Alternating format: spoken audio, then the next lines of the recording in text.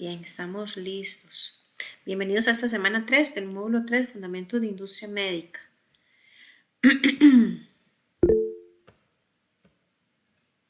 Buenas noches, Michael. Pues como cada clase, ¿verdad? Pues siempre invitarlos para que puedan participar con consultas y también con comentarios que permitan pues aprovechar más el material que desarrollamos. La semana anterior desarrollamos temas de excelencia operacional, manejo de documentos oficiales y auditoría. Para hoy vamos a entrar en temas de bioseguridad, barreras de protección, asepsia, cuarto controlado y limpio. Algunas palabras claves para hoy. Seguridad es una calidad de seguro. Seguro es libre o exento de todo daño o peligro. Y bio es el conjunto de todos los seres vivos. Entonces, si mezclamos todos estos términos, tenemos la bioseguridad, que tiene una profunda relación con la higiene y la seguridad en el trabajo y con el efecto sobre el medio ambiente y los seres vivos. A la bioseguridad también se le conoce como la seguridad de la vida y pues no es nada más ni menos que el conjunto de normas que son creadas para proteger tres cosas. Protegemos al individuo, a la comunidad y al medio ambiente. Así que para desarrollar un concepto un poquito más amplio, podemos decir que la bioseguridad es el conjunto de medidas preventivas que tiene como objeto proteger la salud y la seguridad de las personas, brindando cuidados frente a diferentes tipos de riesgo. O sea, es proteger la vida y obviamente cuando hablamos de vida, aquí intervienen las personas o los colaboradores de una empresa, los clientes, los proveedores que vienen a ser parte de la comunidad y también el medio ambiente. Los objetivos de la bioseguridad, muchos, pero aquí por lo menos vamos a decir que son prevenir enfermedades que pueden transmitirse, evitar exposiciones laborales que sean riesgosas, ¿verdad? Manejo de infecciones intrahospitalarias, manejo de infecciones en casa o en lugares de trabajo, disminuir el riesgo asociado al trabajo en un laboratorio, minimizar el riesgo de contaminación o alteración del ambiente. Obviamente, para lograr estos objetivos, la bioseguridad siempre va a analizar todos los riesgos que estén presentes y con esta información va a crear normas y procedimientos que nosotros como seres humanos, como colaboradores, debemos seguir precisamente para no vernos afectados por el peligro, el riesgo que esté latente. La bioseguridad es una disciplina preventiva, o sea que se anticipa. Y también es integral porque toma en consideración muchos aspectos. Establece entonces, por ejemplo, lo que es el manejo de residuos, ¿verdad? Entonces, en cada empresa deben desarrollarse diferentes procedimientos acerca de qué hacer, cómo manejar, cómo desechar aquellos materiales que ya no tienen uso o que ya no son funcionales. Hay que tener procedimientos para esto. No todo se puede botar a la basura de forma, digamos, ordinaria o regular. Hay productos muy específicos que por sus características pueden representar un riesgo, un peligro para las personas o para el medio ambiente. Entonces debe existir esa pauta o esa norma a seguir. También tiene que ver con el transporte adecuado de materiales químicos o biológicos de manera que ese transporte del punto A al punto B sea seguro. Seguro tanto para las personas como para el entorno, ¿verdad? Que se ve expuesto a la presencia de este tipo de materiales.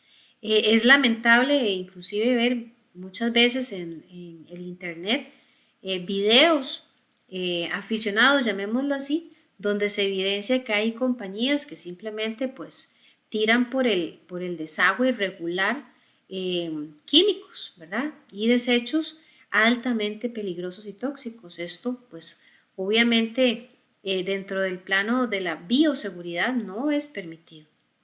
La seguridad de todos los trabajadores en el ámbito, llámese bioquímicos, farmacéuticos, investigadores, médicos, técnicos, personal de limpieza y cualquier operario, cada uno de ellos expuestos a diferentes riesgos y para cada uno de ellos deben existir procedimientos de bioseguridad.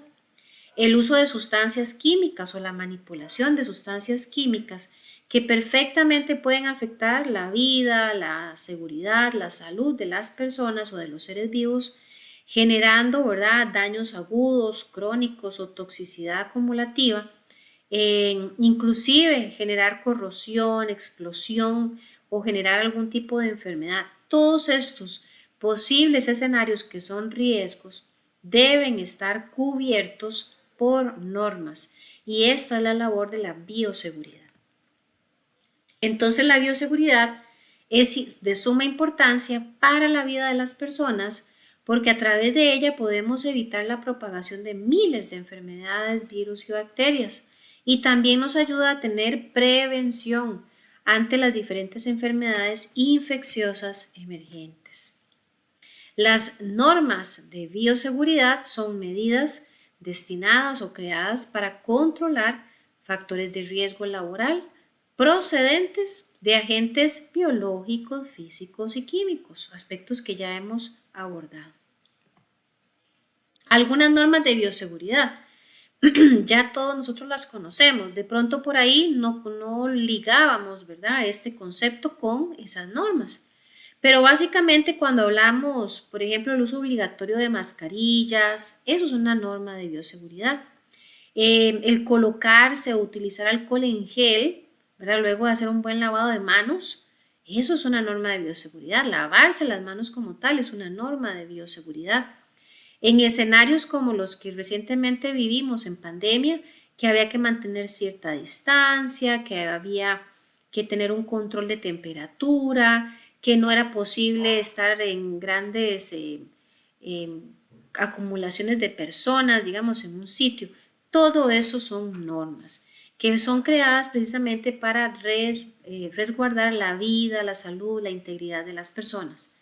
Así que estas normas no es que van a eliminar el riesgo, ¿verdad?, porque los riesgos no se pueden eliminar, pero sí van a prevenir que ante la presencia de un riesgo la afectación sea mínima, ¿verdad?, o sea reducida, o sea algo que se pueda manejar.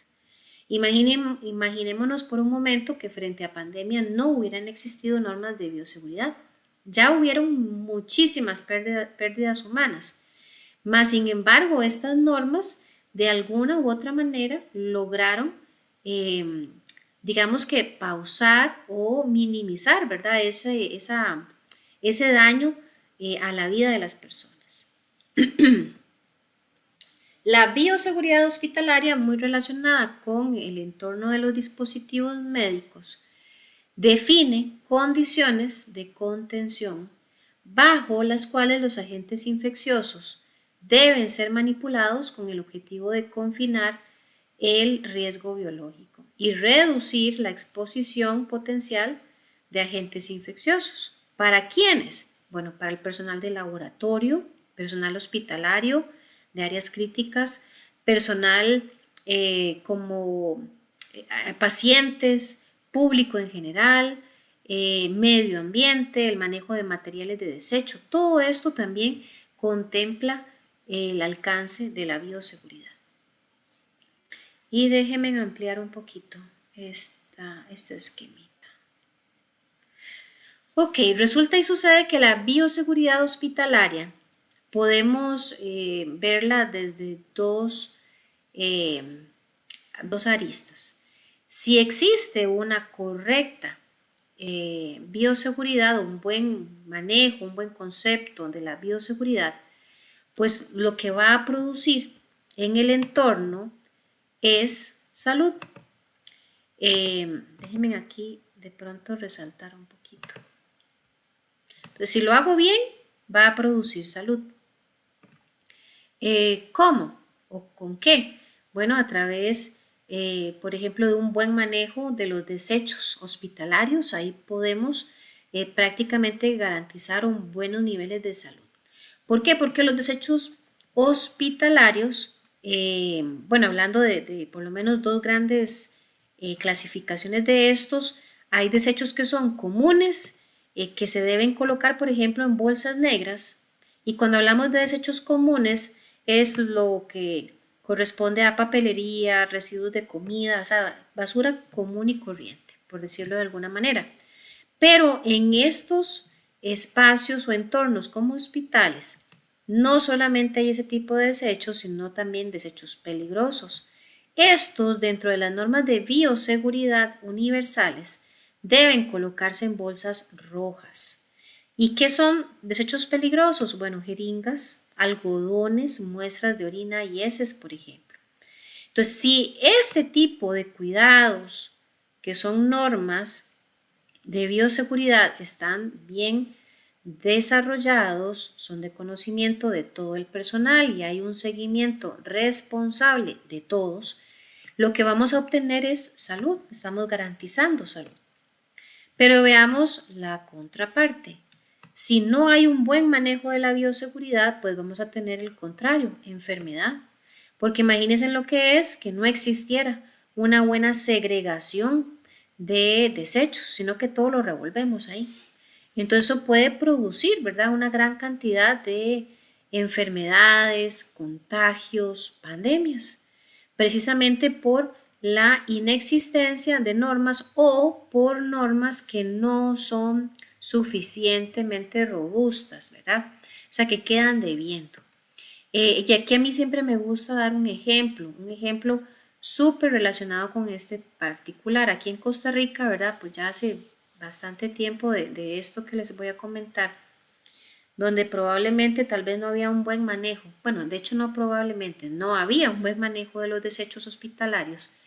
Se dio una noticia bastante importante porque el hospital este, Calderón Guardia, lamentablemente lo que eran los desechos peligrosos los estaban, digamos que almacenando en un espacio que no era muy regulado, no estaba protegido, digámoslo así, y fácilmente personas externas a hospitales, los transeúntes generales de la calle, tenían acceso a estos desechos y resulta y sucede que se detectó lamentablemente, y lamento el ejemplo que doy porque es grotesco, se detectaron que algunos indigentes llegaban y revolcaban este tipo de desechos, los peligrosos, buscando residuos de alcohol y lamentablemente muchos de lo que ellos utilizaban eran los algodones que estaban empapados en alcohol, que por supuesto habían sido utilizados en curaciones, ¿verdad? Y parecería esto como de película de terror, pero esto pasó aquí en Costa Rica. Entonces imagínense, en verdad, que aunque el hospital probablemente tenía un buen manejo de los desechos, donde estaba fallando era en la parte del resguardo de estos desechos hasta que llegara la empresa a cargo de llevárselos. Ante esta situación que era pues sumamente alarmante, obviamente se generó una alerta y el hospital pues tuvo que tomar cartas en el asunto, resguardar, ¿verdad?, el lugar de forma adecuada para evitar que personas externas tuvieran acceso a esto. Entonces, esto es bastante delicado, ¿verdad? El buen manejo de todos los pormenores, perdón, de todos los detalles acerca de cuando se hace una norma. Y generalmente cuando hablamos de normas, muchas ya son estándares, otras tal vez hay que afinarlas, hay que adaptarlas, ¿verdad?, a las particularidades del entorno o de la empresa, pero es importante que consideremos todas las posibles variables, porque probablemente, ¿verdad?, quien desarrolló el procedimiento para el manejo de los desechos en el hospital no valoró, no consideró esa última etapa o una etapa de las últimas que era dónde colocarlas de forma segura, hasta que llegara pues la empresa asignada para trasladarla. La bioseguridad tiene entonces o cumple con tres principios: la universalidad, el uso de barreras y la eliminación de material contaminado. Vamos a ver un poco más a detalle de estos tres elementos. Cuando hablamos de que es universal, es porque estas normas son universales, es decir, el uso de mascarillas, si yo voy a China, si voy a cualquier otra parte del planeta, probablemente en casos donde hay riesgo, ¿verdad?, de contagio, vamos a ver que el uso de mascarillas es algo que se conoce, ¿verdad? No es algo así extraño o un tema cultural, no, es algo universal. Y al ser universal también implica que no se puede hacer ningún tipo de discriminación, es decir, que no es que son normas que solo las pueden realizar las mujeres o solo las pueden hacer, no sé, personas de X religión. No, esto aplica para todo ser humano. Así que al ser precauciones universales, eh, pues son conocidas y aplicables a todos de forma pareja, por decirlo de alguna manera. Siempre en función de evitar los contagios. El uso de barreras de protección, que es el otro elemento de la bioseguridad, ya un poquito de estos, pues hemos, digamos que pincelado, eh, elementos, ¿verdad?, que se utilizan para evitar, minimizar o disminuir la exposición, ¿verdad?, a situaciones que ponen en riesgo la salud de las personas. Muchos de estas barreras, ¿verdad?, son bastante conocidas o bastante comunes. Estas igualmente se clasifican en dos grandes grupos. Primero tenemos las barreras conocidas como la inmunización activa, que son las vacunas, pero también están las barreras físicas, que estas pues son todos esos elementos, artículos, indumentaria que podemos colocar sobre nuestro cuerpo con el fin de proteger, de generar esa barrera de protección, de ahí el nombre. Este tipo de objetos o elementos pues van a minimizar el nivel de exposición. Importante, las barreras no evitan un accidente, ¿verdad? Digamos, una persona, enfermero, un doctor, qué sé yo, que esté usando una bata, que esté usando la mascarilla, lentes, etcétera, no por tenerlas puestas ya es garantía de que la persona no se va a exponer a un riesgo, no, o sea, el riesgo siempre va a estar latente. Un accidente se puede dar en cualquier momento, pero el hecho de estar usando estas barreras y usarlas de forma adecuada va o puede minimizar el impacto o la afectación sobre quien las porta. ¿Cuáles barreras? Bueno, también bastante conocidas, los guantes, ¿verdad? Que estos pues van a proteger nuestras manos si tuviéramos que hacer manipulación de sangre o de fluidos corporales. Se recomienda que sean de látex, de goma o cualquier otro material impermeable. Sin embargo, es importante conocer si sufrimos o padecemos de algún tipo de alergia, ¿verdad?, ante este tipo de materiales.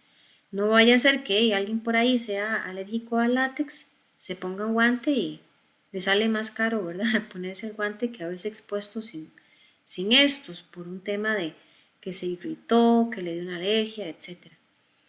Antes y después de usar los guantes debe haber un lavado de manos y un buen lavado de manos. Inclusive si la persona cuenta con algún tipo de lesión, ¿verdad?, un rasponcito, una cortadura, qué sé yo, estas tienen que haber sido curadas y vendadas antes de colocarse el guante. Las mascarillas o los cubrebocas pues van a ayudar a evitar la diseminación de gotitas, ¿verdad?, de la saliva, por ejemplo, que es bastante común, pues todos nosotros cuando hablamos es inevitable que salgan esas minúsculas gotitas y obviamente son portadoras o pueden ser portadoras de virus, así que el uso de la mascarilla va a prevenir ese tipo de riesgo. No están diseñadas, ¿verdad?, las comunes para protegernos contra la inhalación de partículas muy diminutas, ¿verdad? Las que vemos ahí en pantalla, esa no cubre, no tiene tanta cobertura como otras, pero por lo menos sí para una primera, digamos, exposición regular, se deben usar una sola vez, por lo menos las que vemos ahí igualmente en la imagen. Y luego se desechan a la basura, que también aquí es importante. Debe existir un lugar específico para el desecho de mascarillas. Nunca deberíamos de mezclar, por ejemplo, mascarillas desechables en una bolsa que era para desechos comunes. ¿Por qué? Porque es parte de la posibilidad de que esa mascarilla pues esté ya digamos que contaminada, ¿verdad? Por alguna sustancia o algún tipo de líquido, etcétera. Entonces no deberían de mezclarse. Los lentes, caretas o cualquier tipo de protección ocular, estos igualmente deben utilizarse cuando hay alguna manipulación de sangre o fluidos corporales. Importantísimo, los lentes de contacto o los lentes medicados, esos que compramos en una óptica, no sustituyen los lentes de protección, ¿verdad? Aunque aquí es interesante y lo comparto. En otras clases que he dado con grupos distintos, me ha pasado ahora que algunos compañeros han compartido que en la empresa donde ellos laboran sí les permiten, por ejemplo, el uso de los lentes de óptica, pero les agregan como un accesorio, digámoslo así, que permite que el lente pues cubra con mayor totalidad, ¿verdad? El ojo, pero no es lo recomendable. Y también es importante que cuando utilicemos este tipo de protección se evite el estar tocándolo a cada rato porque eso pues genera una contaminación cruzada. Los mandiles, batas o delantales generan una barrera protectora para toda el área del dorso, de frente, ¿verdad? Si estamos también expuestos a salpicaduras o manipulación de sustancias, fluidos o sangre. Y también son de un uso, o sea, son desechables. La gorra o cofia, en condiciones ideales, ¿verdad? Todo el personal con cabello largo debería de utilizarla. Obviamente el cabello hay que recogerlo bien, sujetarlo adecuadamente, que no vaya a ser que, y de hecho yo lo he visto en más de un lugar, que no se hacen ni una colita y así se hacen nada más un medio recogido con la mano y a punta de jalones y tirones de la gorra, ¿verdad? Se la ponen y usted los ve que a cada rato se les sale un cabello por allá, se les desacomoda y entonces ya al final el estar toqueteando, por decirlo de alguna manera, este tipo de barrera, pues reduce su cobertura, su protección, porque entre más se toque, pues más estamos exponiendo a que agentes contaminantes pues se queden ahí adheridos y esa no es la idea. Obviamente también este tipo de protección, como lo que es la cofia, ayuda para reducir molestias como la sudoración inclusive. El cubre zapatos, que es para evitar, ¿verdad?, que el polvo y las partículas antihigiénicas entren a una habitación. Para lo que es el uso de los cubre zapatos se recomienda y casi que en todas las industrias así lo establecen como un requisito que el personal no utilice zapatos con cordones porque estos tienden a veces a estarse saliendo, ¿verdad?, de ese tipo de cobertor. Entonces muchas veces algunas empresas dicen, no, traiga zapato, pero que no requiera cordón. Y pues cuando no son tan exigentes y se utiliza un zapato con cordones, pues sí hay que hacer bastante hincapié en que estos particulares o estos cordones no se salgan, porque si no ahí los andamos arrastrando y el cordón está jalando y acumulando toda la contaminación, ¿verdad?, que esté presente pues en el recorrido. Y la eliminación de material contaminado, que es el tercer elemento de la bioseguridad, como ya lo abarcamos en diapositivas anteriores, decíamos que hay varios tipos de residuos, ¿verdad? Hablamos de residuos clase A, que son los biocontaminados. Aquí pueden ser las secreciones humanas, ¿verdad? Líquidos, orgánicos, material biológico, residuos quirúrgicos, anatomatopológicos o punzocortantes. También están los clase B, que son residuos especiales, que ya pues son químicos peligrosos, residuos farmacéuticos como medicamentos vencidos o radioactivos. Y clase C, que son los comunes, que ya lo decíamos en su momento, material de oficina, alimentos, ¿verdad? Que estos pues en buena teoría no representan un mayor riesgo. Bien, hago una pequeña pausa acá. Me gustaría saber si hay alguna pregunta o algún comentario específico de lo que es la bioseguridad.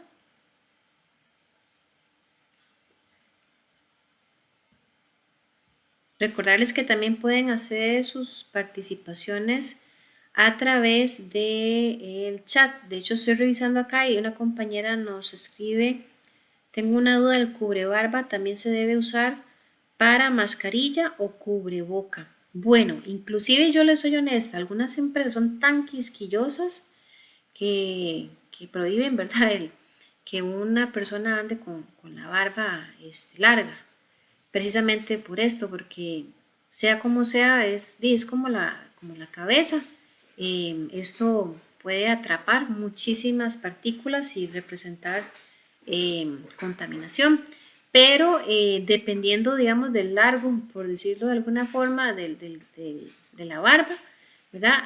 Puede hacer que el cubrebocas sea suficiente, y si la barba es muy larga y lo permiten en la empresa así, pues habría que adicionar cubrebarba, ¿verdad? Pero no es muy común en industria médica,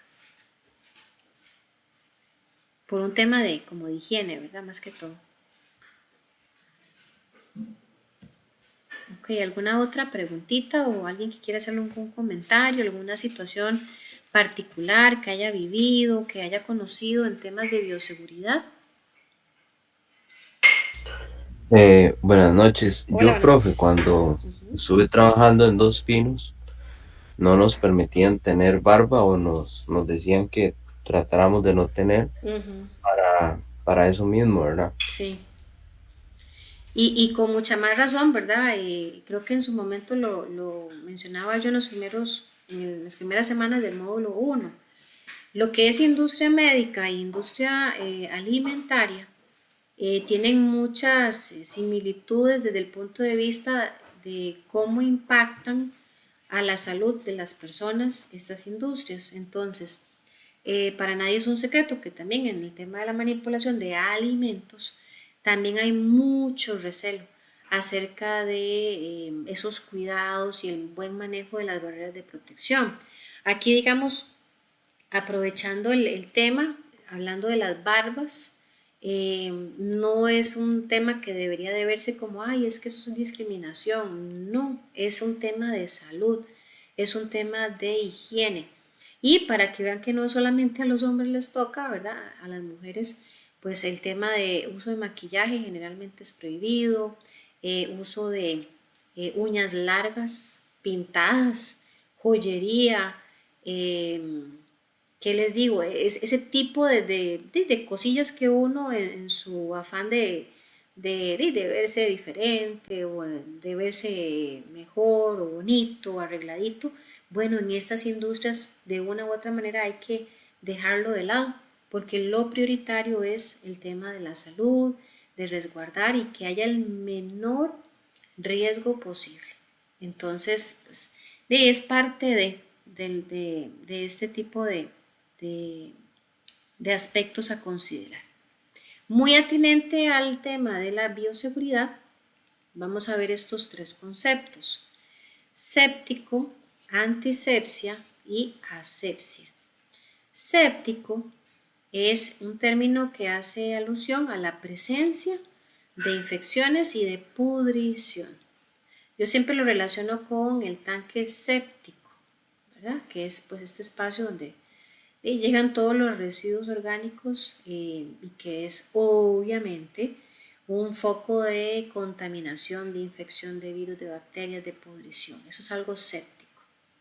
Antisepsia es cuando se destruye gérmenes por medio del uso de antisépticos. Y asepsia es la ausencia de toda clase de microorganismos patógenos y de materia séptica. O sea, que si yo les digo, chiquillos, ¿cuál es el antónimo de séptico? Bueno, es asepsia. O sea, es esa presencia inicua, limpia, segura, no hay presencia de gérmenes, no hay suciedad, ¿verdad? No hay mayor riesgo de organismos que puedan generar un daño a la salud. Y la antisepsia, que es lo que está en el centro, es ese proceso que se lleva a cabo para lograr la asepsia. La asepsia, entonces, también como datos curiosos, tiene un origen griego que significa ausencia o falta de materia séptica. O sea, que no hay bacterias, no hay microorganismos que pueden causar infecciones. La asepsia también es el conjunto de procedimientos que impiden la introducción de gérmenes patológicos en determinado organismo, ambiente u objeto. Antisepsia es la sustancia o proceso que elimina, que impide el desarrollo de microorganismos patógenos presentes en la superficie viva a través de la aplicación de antisépticos para asegurar la asepsia. ¿Y cuáles antisépticos son los más comunes o los más usados? Bueno, antisépticos antes que nada son sustancias químicas, ¿verdad? Que obviamente están aprobadas para ser empleadas sobre la piel de las personas o inclusive sobre superficies con el fin de inhibir o de evitar el crecimiento y la reproducción de microorganismos. ¿Y cuáles son esas sustancias? Bueno, aquí las tengo, estoy haciéndolas un poquito más grandes para ver. Me parece que hay una consulta o aporte. Ajá, gracias, Cristel. Sí, correcto. Ya vamos a ver los tipos. Permítame un momentito de los antisépticos. Ahí tenemos la clorhexidina, el alcohol de 70, el yodo y el agua oxigenada. Son los 4 antisépticos más comunes para específicamente la piel, ¿verdad?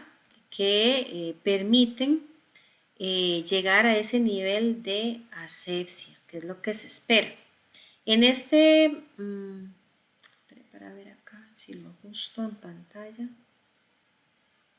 acá. En este recuadro vienen varias particularidades de los 4 antisépticos. Por ejemplo, en el caso del agua oxigenada, dice que en el momento, o sea, en el segundo cero, o sea, en el instante en que usted lo aplicó, ya ella empieza a tener acción, actividad, ya empieza a generar ese proceso, ¿verdad? De eliminación de microorganismos. El alcohol también, en el momento inmediato en que tiene contacto con la piel, ya empieza a activarse. El yodo es un poco más lento, digámoslo así. Él empieza a generar acción a partir de los 3 minutos, y la clorhexidina a partir de los 15 segundos. Indicaciones particulares en el caso del agua oxigenada. Puede utilizarse para lavado de heridas superficiales o de extracciones dentarias. En el caso del alcohol, antes de la inyección y también para desinfectar manos. El yodo es un desinfectante de uso general. Se puede utilizar en quemaduras, erosiones o rosaduras. La clorhexidina también es un desinfectante de uso general. Igualmente, puede aplicarse en quemaduras, erosiones y rosaduras. Algunas precauciones, cuidados que hay que tener en el caso del agua oxigenada es que esta puede perder su acción, ¿verdad? Sus propiedades si está expuesta al aire o a la luz. En el caso del alcohol, el cuidado es que es inflamable, irritante. En el caso del yodo, se absorbe, la absorción de este, ¿verdad? No debe hacerse en grandes cantidades ni por demasiado tiempo porque puede ser peligroso. En el caso de la clorhexidina, debe manejarse una concentración no mayor al 4% porque puede generar un daño tisular y puede generar también la fotosensibilización. En cuanto a contraindicaciones, el agua oxigenada, por ejemplo, puede generar lesiones en tejidos en cavidades orgánicas cerradas, ¿verdad? No es que usted se va a poner un poco de agua oxigenada, no sé, adentro de la nariz, ahí que le baje el chorro, ¿verdad? O sea, eso es peligroso, eso es algo superficial en la piel, no es para dentro del cuerpo. En el caso del alcohol, no, o sea, hay que tener cierto cuidado ya en heridas abiertas, ¿verdad? Esto puede ser peligroso. En el caso del yodo, no se recomienda si hay embarazo, lactancia, ni en neonatos, porque puede generar alteraciones en la tiroides.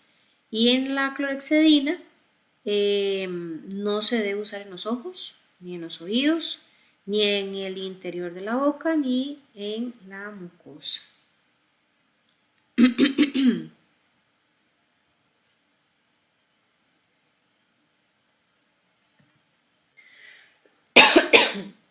Hay dos tipos de asepsia, la asepsia médica y la asepsia quirúrgica. La asepsia médica es la que se realiza para proteger al personal y a los pacientes que forman parte de un centro sanitario u hospitalario con el propósito de evitar infecciones. Por ejemplo, el lavado de manos, ¿verdad? En general. La asepsia quirúrgica es la esterilización de forma completa y bastante, digamos que detallada o profunda, porque prácticamente logra la ausencia total de bacterias, pero en un área o en un lugar determinado. Pero ese tipo de limpieza que se hace en una sala, digamos, de cirugía. Entonces ahí hay una asepsia quirúrgica, es muy específica para lograr que el entorno sea seguro. Mientras que la médica sí la podemos, digamos, relacionar más como con esas prácticas que pueden hacer las personas en general para lograr este estado óptimo de protección. Algunas medidas de asepsia son la esterilización de objetos, lavado de manos frecuente, limpieza de las áreas donde se realizan actividades cotidianas, manejo adecuado de desechos sólidos intrahospitalarios, suministro de información en el manejo a la hora de toser y estornudar, ¿verdad? Que esto pues me parece que aquí en Costa Rica está muy bien enseñado. Técnicas de aislamiento y el uso de indumentaria y utensilios de forma adecuada. Principales medidas de asepsia, 3. La limpieza, la desinfección y la esterilización. Nosotros hemos hablado de esto ya en módulos anteriores, específicamente en el módulo 1, ¿verdad? Cuando hablamos de limpieza, hay que tomar en consideración que el personal de producción siempre va a ser el responsable de la limpieza de superficies expuestas que entren en contacto con el producto. La limpieza se realiza cuando se inicia un turno y después de cada descanso. Hay limpiezas adicionales que deben realizarse cada vez que se necesite, por ejemplo, después de un mantenimiento o reparación de máquina. Algunos materiales que se pueden usar para esto es el alcohol isopropílico y agua, esponja con poliuretano. Pero es interesante también aquí resaltar que el uso del alcohol permite crear una capa protectora que evita que las bacterias se adhieran a la superficie. Yo sé que en industria médica se habla mucho de como que el alcohol es el agua bendita, ¿verdad? Y a veces se cree que es que el alcohol es la forma correcta de limpieza. Y recordemos como lo vimos en el módulo 1, una cosa es limpiar y otra cosa es desinfectar. Entonces, lo correcto es hacer una buena limpieza, luego se hace una desinfección y llamémoslo así, la cereza en el pastel es usar un antiséptico. El antiséptico va a crear una barrera protectora para que ese proceso de limpiar y desinfectar tenga una mayor duración. Entonces, este es un particular, ¿verdad? Para que ahí lo tengamos clarito. Las buenas prácticas de asepsia en industria médica. Ya lo dijimos, el uso de los guantes simple y sencillamente, ¿verdad? Es una excelente medida protectora, pero también hay que considerar que el guante, para que cumpla su función, su objetivo, debe ser colocado, ojalá, sobre piel que esté intacta. Ahora, si yo tengo una piel dañada, un raspón, una cortadura, como lo decía antes, esto va a generar una contaminación. Y por más bueno que sea el guante, tarde o temprano, la herida que tengo en piel puede generar más bien una situación más compleja. Si hay, por ejemplo, presencia de membrana, de mucosa, de tejido contaminado con sangre o cualquier otro fluido, no es correcto, ¿verdad?, que se coloque un guante en este escenario. Usar, por ejemplo, hay que usar los guantes frente a actividades como lo que es aplicar, digamos, alguna inyección, ¿verdad?, una vacuna, o sea que hay punciones venosas. Procedimientos quirúrgicos también es necesario el guante. Debe haber una correcta limpieza y desinfección y frente a cuidado general de pacientes. Entonces los guantes sí o sí tienen una función muy importante, pero no podemos desatender, ¿verdad?, esas particularidades que ya mencionaba acerca de la condición de la piel. Precauciones importantes: hay que lavarse las manos y secárselas muy bien antes de colocarse los guantes. Hay personas que uno ve que llegó, se lavó las manos, ¿verdad? Se medio secó y con las manos húmedas, ¡pum!, se mete un guante. Una parte que se hace muchísimo más complicado meter un guante en mano húmeda. Esto no es una buena práctica porque esa humedad, ¿verdad?, puede generar mayor sudoración, mal olor, un crecimiento de bacterias por humedad. Entonces lo correcto es que la mano esté bien seca. Una vez colocado el guante, hay que mantener las manos siempre a una altura por encima de la cintura. Yo no sé si ustedes han visto tal vez algunas escenas o fotografías de cuando un médico, ¿verdad?, que está a punto de entrar a la sala de cirugía, usted lo ve con las manillas ahí levantadas, ¿verdad? Y no es que estén orando necesariamente o que sean ahí como medios exagerados, no, es que esa altura de las manos es para evitar exponer que, digamos, un movimiento tal vez involuntario de, no sé, rascarse una pierna o tocarse un zapato o mover una media o tocar algo que está por debajo que puede y está más expuesto a suciedad y contaminación. Importantísimo, si frente a un escenario donde hay un exceso, ¿verdad?, de fluido, demasiada sangre o alguna situación muy, muy crítica, inclusive se habla de colocar un doble guante, ¿verdad?, para que haya mayor protección. También debe haber un cambio de guantes entre un procedimiento y otro, no se vaya a hacer una contaminación cruzada. Si hay la mínima sospecha de que el guante se rompió, se punzó, en eso hay que ir a la segura y es simplemente cambie el guante, no se la juegue. Y obviamente usar el guante de la talla correcta. Hay todo un proceso, ¿verdad?, para lavado de manos, para la colocación de guantes y para quitarse los guantes. Aquí en estas imágenes, pues de forma muy particular se intenta explicar ese paso a paso. Ustedes pueden darse a la tarea de verificarlo a mayor detalle, pero yo creo que a uno hasta en la escuela, por lo menos yo recuerdo que a uno le decían, bueno, ¿cuánto es el tiempo idóneo para lavarse las manos? A uno lo ponían a cantar el cumpleaños feliz, ¿verdad? Entonces usted terminó de cantar el cumpleaños feliz y ya, se supone que este es el lapso promedio requerido para un buen lavado de manos. Así que no se asusten si un día están en un lavamanos y escuchan a alguien cantar cumpleaños, no necesariamente está celebrando. Pero bueno, dentro de esas imágenes que vemos en la pantalla, el lavado de manos va a implicar mojarse las manos, aplicarse el jabón, frotarse las palmas, frotarse la contraparte de las palmas, entre los dedos, las puntas de los dedos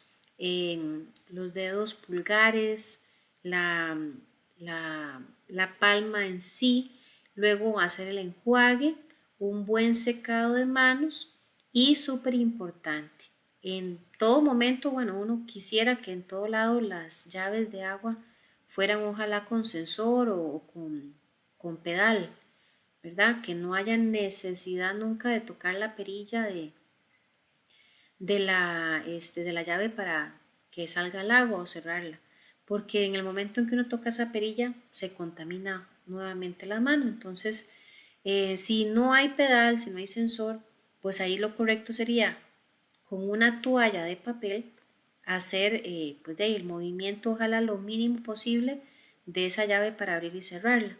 Y como dato curioso, ¿verdad? También me gusta aquí adicionarlo, no sé cuántos de ustedes sabían o han indagado acerca de el uso de estos secadores de manos que hay en muchísimos lugares, ¿verdad? Como dato curioso, se ha demostrado que este tipo de aparatos, si no tienen un buen mantenimiento, terminan saliendo muy caros en cuanto a la limpieza, porque estos ventiladores es algo parecido a los aires acondicionados, que ellos acumulan muchísimas bacterias y microorganismos si no reciben limpieza, mantenimiento regular. Entonces imagínense lo que es que usted haya hecho un buen lavado de manos y que después vaya a uno de estos aparatos que no recibe mantenimiento. Al final usted fue como perder su tiempo porque todo el aire que recibe en sus manos probablemente esté bastante lleno de bacterias y microorganismos, o sea que al final no resultó en nada la limpieza de manos. Por eso se recomienda siempre que el secado sea con toallas de papel. Pero ¿qué pasa también? Que mucha empresa dice sale más barato, ¿verdad? El aparato este secador que estar poniendo papel. Pero bueno, hay una por otra. Cuando ya se lavó bien las manos, se las secó, se colocan los guantes, como se ve ahí en el centro, y ya en el momento que más bien hay que quitarse los guantes, pues también hay todo un procedimiento que para que esto también quede mucho más clarito, luego de que yo finalice la clase, la explicación en general, les estoy dejando aquí mismo en la plataforma un video muy bonito acerca de la colocación correcta precisamente de las barreras de protección y ahí van a ver en el tema particular de cómo ponerse y quitarse los guantes. De esta manera reforzamos el proceso. El lavado de manos ya lo mencionábamos, ¿verdad? Busca reducir la flora bacteriana en manos y antebrazo. Esto no lo había dicho, ¿verdad? Esto debe cubrir inclusive antebrazo. Hay 3 tipos de lavado de manos: el higiénico o rutinario, el antiséptico o especial y el quirúrgico. Aquí nuevamente viene el paso a paso. Esto me lo voy a brincar, ustedes ahí lo pueden verificar, pero repito, se va a reforzar con el video. Higiene, entonces lavarse las manos antes de empezar o reiniciar labores. Esto es súper importante y se puede reforzar posteriormente con el uso de alcohol en gel. Se recomienda siempre las uñas cortas y limpias y sin pintar. Está requete contra prohibido, ¿verdad? Fumar dentro y cerca de la planta. Mascar chicle, también esto está prohibidísimo. En caso de que una persona tenga cualquier herida, ¿verdad? Esta herida debe estar siempre curada, vendada y siempre usar guantes para reducir el riesgo de contaminación. Justo después de lavarse las manos, se recomienda no tocar ningún objeto previo al ingreso, por ejemplo, a un cuarto controlado. Ingresar de forma inmediata al cuarto controlado, no nos vamos a poner a tertuliar ni a saludar a la gente. No se permite saludar de mano ni ingresar perdón, no sé por qué puse aquí ni ingresar. Ah, bueno, ya entendí. Ni ingresar de la mano, sí, como agarrados de la mano, jamás, ¿verdad? Aquí viene también un poquito acerca de la colocación de los mismos guantes. Ahí abajo hay un link, no sé si logran verlo, donde se explica específicamente la colocación de guantes, pero vuelvo y repito, el video que estoy compartiendo viene muy completo, no solamente toma en cuenta el manejo de guantes, sino de todas los eh, indumentaria o barreras de protección que hemos mencionado. La esterilización es un aspecto también vital en la bioseguridad.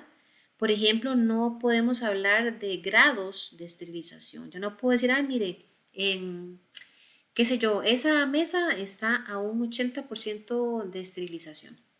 O tampoco puedo decir, bueno, en ese cuarto tiene un 20% de esterilización. En, en este particular, nosotros podemos hablar, o sea, literalmente de dos extremos. ¿Está estéril o no está? Punto. No hay puntos medios. La esterilización es un proceso que persigue la reducción de la carga biológica de un utensilio a menos una millonésima parte. Consiste en la eliminación de vida microbiana que logran eliminarse a través de métodos físicos, químicos o de radiación. Estos métodos de esterilización, entonces, cuando hablamos de los físicos, se puede usar el calor seco, el calor húmedo, radiaciones ionizantes y radiaciones no ionizantes. Y si hablamos de métodos químicos, es porque se utiliza, por ejemplo, el óxido de etileno, el ácido peracético, los glutaraldehídos y el peróxido de hidrógeno. Cuartos de ambiente controlado y cuartos limpios, súper comunes en industria médica. Bueno, el cuarto de ambiente controlado, ¿verdad? Es un espacio, un área donde se busca crear y controlar condiciones especiales. Estos espacios están destinados a desarrollar procesos que son sumamente sensibles a la calidad del aire, de la temperatura, de la humedad relativa o de la estática. Mientras que el cuarto limpio es un lugar especialmente diseñado para tener bajos niveles de contaminación. El cuarto de ambiente controlado, entonces, es una sala especialmente diseñada para obtener niveles de parámetros ambientales estrictamente controlados. Por ejemplo, hay productos o procesos que tienen que darse, digamos, en temperaturas específicas. Qué sé yo, no pueden ser a menos de 18 grados centígrados. Entonces se controla ese particular. Hay otras condiciones en temas de humedad, flujo de aire, presión de aire o iluminación. La función de un cuarto de ambiente controlado es mantener condiciones óptimas y requeridas para que la calidad del producto no se vea afectada. El cuarto limpio, por su parte, es un cuarto, como lo dice pues la palabra, limpio. Se le conoce también como sala limpia o sala blanca o clean room. Es un lugar especialmente diseñado para tener bajos niveles de contaminación. Estos cuartos deben contar con parámetros ambientales estrictamente controlados y generalmente se utiliza este tipo de indumentaria. Prácticamente es cero acceso o contacto de nuestra piel con el entorno. Precisamente para la colocación de las diferentes barreras de protección que ya mencionábamos, se recomienda que exista un espacio donde el colaborador pueda colocarse y quitarse también ese tipo de indumentaria. No es que haya en medio pasillo o en cualquier parte la gente se va a estar poniendo y quitando estos elementos. Entonces hablamos de un cuarto de vestimenta que obviamente cuenta con las condiciones óptimas y seguras para que la persona pues haga esta acción. También deben existir las áreas de lavado de manos, ¿verdad? Se ve muy lindo ahí las fotos. No todas las industrias están así, también equipadas, otras pues sí, porque han entendido la importancia, ¿verdad?, de manejar buenos parámetros y normas de bioseguridad. Así que esta es una prueba de que existe un buen manejo del tema.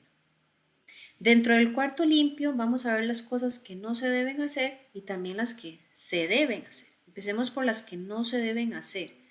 No se debe usar maquillaje, no pueden haber personas con pintura de labios, con cosméticos, ¿verdad? Ni con uñas con esmalte ni brillo. Aquí yo digo que hay que renunciar al glamour.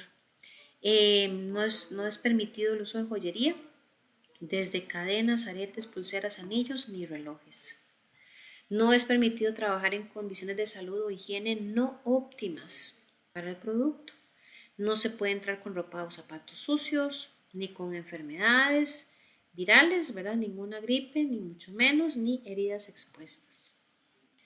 Y en estos entornos o espacios, no toda la ropa es permitida, ¿verdad? Entonces es importante tener presente que, por ejemplo, el uso de los shorts no está permitido, pantalones extremadamente largos que andan ahí arrastrando, ¿verdad? Y todos deshilachados, esto no es permitido. No se puede usar vestidos ni faldas, ¿verdad? Sin pantimedias, y en la mayoría de los casos ni dejan del todo usar este tipo de ropa. Van a la segura con pantalones. No se permite el uso de prendas que impidan el uso adecuado de la bata, ¿verdad? Ni de la cofia. Por ejemplo, no se puede usar gorro o un abrigo con gorro, porque esto va a afectar o a dificultar el uso de las barreras de protección. Tampoco está permitido tocar objetos contaminados como monedas, billetes, alimentos, ni recoger nada que se caiga al piso, ¿verdad? Esto he escuchado muchísimas historias de gente que lamentablemente pierde su trabajo por esto. Se cayó un lapicero, se cayó una moneda, se cayó una pieza y corren a juntarlo. Ya ahí usted se contaminó, se ensució y puede poner en riesgo toda la operación. Tampoco está permitido el ingreso de alimentos, ni medicamentos, ni menos cigarros o cualquier droga. ¿Qué sí está permitido? ¿Qué es lo que sí debemos hacer en un cuarto limpio? Bueno, apartar nuestra cara del producto si tosemos o estornudamos, evitar tocarnos la cara, la nariz o la boca, salir del cuarto y lavarnos las manos nuevamente si las manos se contaminan, reportar al supervisor si se encuentra algún insecto, reportar cualquier anomalía que se observe. Y de esta manera, pues vamos a participar activamente dentro de la empresa para minimizar riesgos, ¿verdad? A veces hay personas que se la juegan, como dicen, y dicen, nadie me vio, no me están viendo, no se van a dar cuenta, o tal vez de casualidad una vez lo hice y no pasó nada. Esta gente es muy exagerada, cuidado, ¿verdad? Cuidado porque un mal manejo de este tema puede luego desencadenar situaciones lamentables. A fin de cuentas, una vez me decía una estudiante, no sabemos si ese dispositivo que está fabricándose en la empresa donde hoy trabajamos, dentro de unos meses lo vaya a utilizar un familiar de nosotros. Así que debe haber mucho recelo y mucha responsabilidad acerca del seguimiento de las normas de bioseguridad. Recordemos que estamos hablando de la seguridad de las personas, y si uno se pone a investigar acerca de los accidentes que se dan en muchas empresas, generalmente es por irresponsabilidad, porque alguien un día dijo, no creo que pase nada, pero pasó. Alguien un día dijo, no, no es para tanto, y pasó. Entonces, son lujos que no debemos darnos. Aquí siempre el profesionalismo, la objetividad, la seriedad, la responsabilidad es clave para que pues nuestra participación en la empresa sea verdaderamente valiosa. Bien, ¿alguna pregunta, comentario acerca de lo que hemos abordado?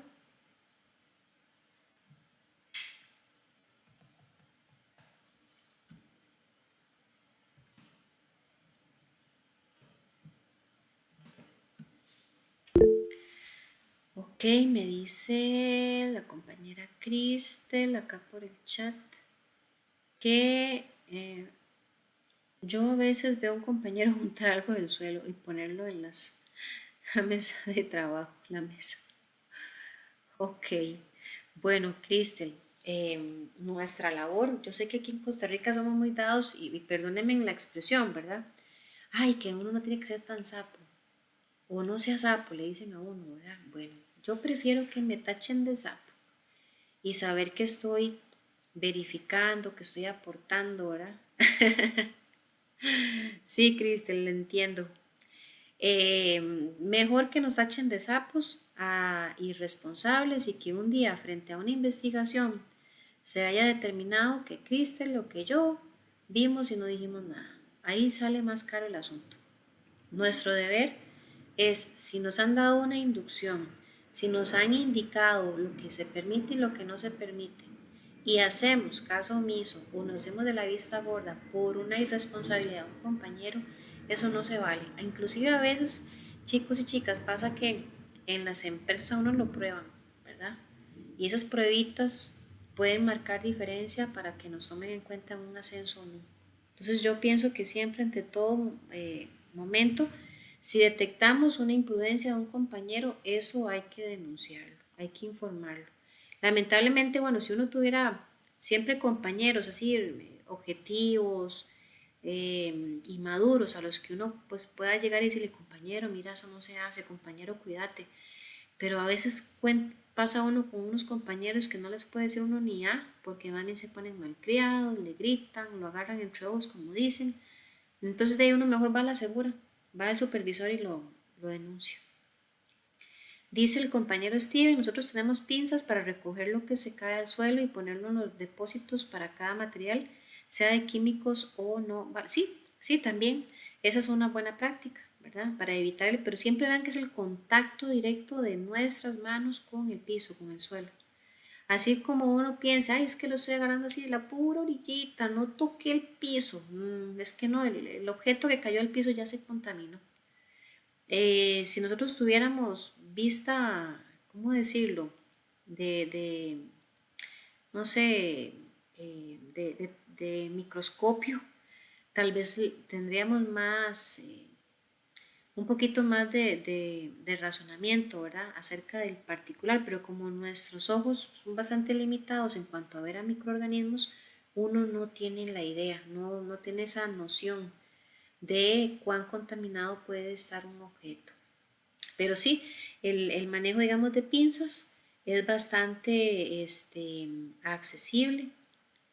Ah, qué bien, ve qué bonito ese aporte que hace Steven acerca de la práctica que tienen en la empresa. Dice Cristel que la quiere implementar. Excelente, Cristel. Y de eso se trata, ¿verdad? Que podamos implementar y mejorar los procesos siempre en pro de reducir los riesgos. Y como vemos ahí en pantalla, yo les dije que era un video, pero son dos, se me había olvidado. Tenemos este video que ustedes lo van a ver acerca de la vestimenta que se utiliza para las salas limpias, cómo es que se colocan, ahí viene muy bonito la explicación. Y también tenemos este otro, que es también cortito acerca del diseño de las áreas limpias, que son bastante comunes en industria médica. Y abajo, pues está el examencito, ¿verdad? Ya disponible, que cierra de hoy en 8 al mediodía. Y obviamente una vez finalizada la clase, en los próximos minutos estaría disponible también esta grabación. ¿Alguna pregunta? Gracias, Steven, muy amable. Igual, ¿verdad? Es muy bonito cuando todos acá, los que participan en el en vivo, pueden aportar esos tips, esas prácticas y copiarlas, porque sí, las cosas buenas hay que copiarlas, ¿verdad? Y se pueden mejorar. Excelente, Cristel, qué bien, me alegro que estemos claros con la información. Como siempre, ¿verdad? Las dudas que surjan a lo largo de la semana, siempre los invito a que lo trabajemos a través del correo de IP. Y bueno, eso es lo que teníamos que compartir el día de hoy. A excepción que alguien quiera hacer un aporte adicional, sería pues hasta acá donde llegaríamos para que también tengan el chancecito de sacar tiempo y ver esos 2 videos que son cortitos pero bastante provechosos.